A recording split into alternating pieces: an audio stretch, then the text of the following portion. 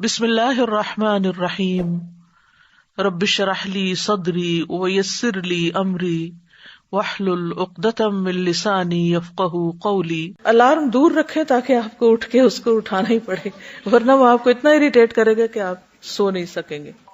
تو بیدار ہوتے ہی روشنی کر دینی چاہیے، پنکھا اے سی بند کر دینا چاہیے تاکہ نیند کا غلبہ چلا جائے۔ اسی طرح یہ کہ ٹائمنگز اپنے مقرر کریں تاکہ اٹھنے میں آسانی ہو۔ پھر نیند سے طبیعت بوجھل ہو رہی ہو تو اپنے پاس ہی پانی رکھ کے سو جائیں اور اپنا ہاتھ اس میں ڈال کے، اگر کوئی نہیں چینٹا مارنے والا تو خود اپنے منہ پہ مار لیں اور اس کا بندوبست کر لیں۔ اور اسی طرح ہے کہ رات کو سوتے وقت بہت نہیں کھا کر سوئیں تاکہ آپ صبح جاگ سکیں۔ سونے سے پہلے صبح تہجد اور فجر کی نماز ادا کرنے کا ارادہ کر کے سونا۔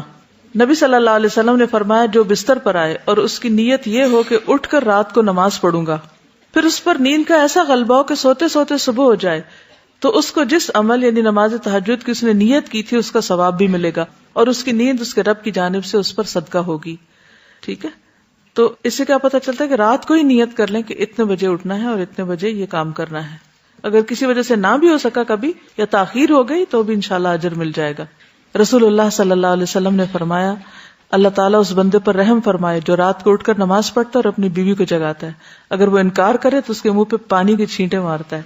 اور رحم فرمائے اللہ تعالیٰ اس بندی پر جو رات کو اٹھ کر نماز پڑھتی ہے اور اپنے شوہر کو جگاتی ہے، اگر وہ انکار کرے تو اس کے منہ پہ پانی کی چھینٹیں مارتی ہے۔ کیا چیز انسان کو جگاتی ہے؟ کوئی شوق جگاتا ہے نا، کوئی موٹیویشن ہونی چاہیے کہ جا کے کرنا کیا ہے۔ تو جب تک آپ اپنا ڈے اس کے مطابق پلان نہیں کریں گے کہ اس وقت میں مجھے یہ کرنا اور ضروری کرنا ہے اور یہی ٹائم ہے میرے پاس یہ کام کرنے کا، تو اس کا نتیجہ کیا ہوگا کہ آپ کو جاگنے کا کوئی پرپز ہی نہیں ہے، کیوں جاگے؟ لیکن اگر کوئی کام ہوگا تو آپ کہیں گے اوہ میں 2 منٹ بھی لیٹ کیوں ہوئی، تو اس وقت کے لیے کچھ اسکیجول کریں اپنا۔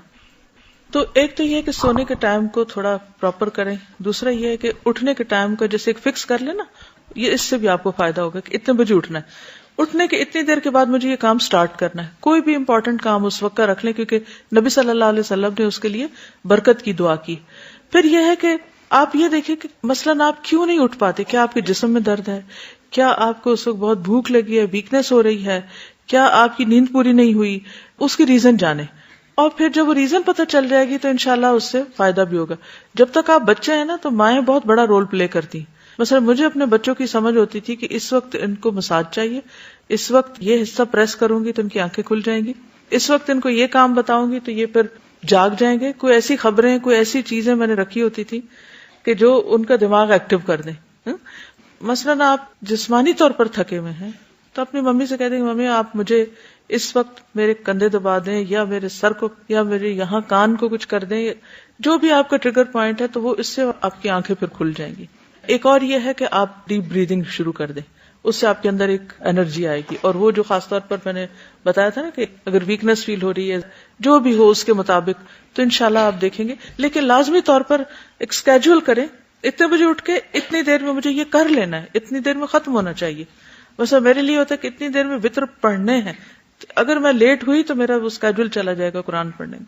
اب وتر کا ٹائم تو آگے نہیں جا سکتا نا، وہ تو اس کا اینڈ ہے نا، تو اگر میں نے سستی کی تو کیا ہوگا، پھر پیچھے رہ جاؤں گی۔ تو یہ تو ہو نہیں سکتا کہ کوئی کام نہ کیا جائے تو پھر اس کو کوئی اجر ثواب مل جائے۔ اور پھر یہ کہ اتنی دیر میں فجر کی نماز ہو جانی چاہیے، اتنی دیر میں اذکار ہو جانے چاہیے، تو ہر چیز کے آپ چنکس بنا لیں۔ وآخر دعوانا ان الحمد للہ رب العالمین، سبحانک اللہم وبحمدک، اشہد ان لا الہ الا انت، استغفرک واتوب الیک۔ السلام علیکم ورحمۃ اللہ وبرکاتہ۔